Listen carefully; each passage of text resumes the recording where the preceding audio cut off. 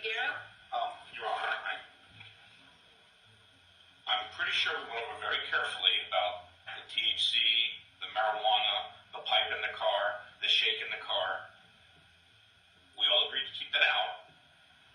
And I think Mr. Leventhal's questions are now opening the door to that all over again. Because there was shake, a pipe, and marijuana present. And now the jury has a distinct impression that none of that was present. In addition to being in the system. Second, about the opioids. We specifically went over that. I redacted it in front of everybody to take out the THC and the opioids. Because I don't know whether she gave it to them, the opioids, a hospital, or whomever, but it's not an issue in this case. Your Honor ruled in the THC. We had no intention of putting opiates in there. We accommodated the defense request again. And Ms. Leventhal's asking about that stuff. I think on the opiates it's a little bit more clear because it didn't really, one can assume that he got medications at the hospital because of those injuries. So that one I'm not so concerned about. I am concerned it stiffened up as soon as I heard the question about the marijuana, the smell of marijuana. Your response, defense, or do y'all want a few minutes to be able to... No, I'll respond. So, on direct examination, Mr. Willard asked Ms. Jackson what Mr. Perkins told her, and she specifically went through reviewing her report that he was going to New Smyrna Beach, thinks he was going to speed limit, no drugs or alcohol involved, not wearing a seatbelt. And so Mr. Leventhal, he asked that question. That was her answer.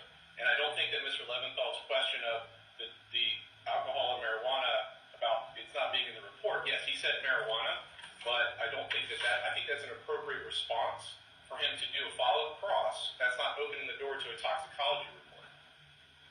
No, but it basically leaves with the jury that you didn't smell any alcohol, which is certainly going to be helpful to you with respect to the lower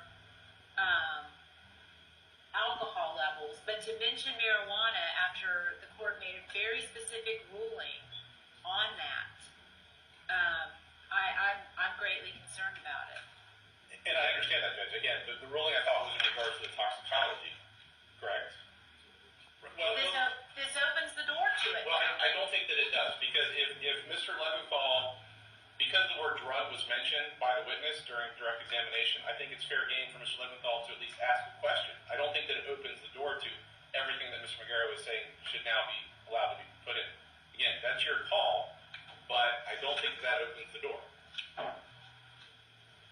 right, I'm going to do some research over the lunch break. If y'all find anything on point, let me know.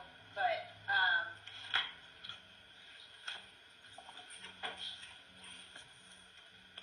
I'll look into it myself. all right, we're in recess. 1:15, 1:30.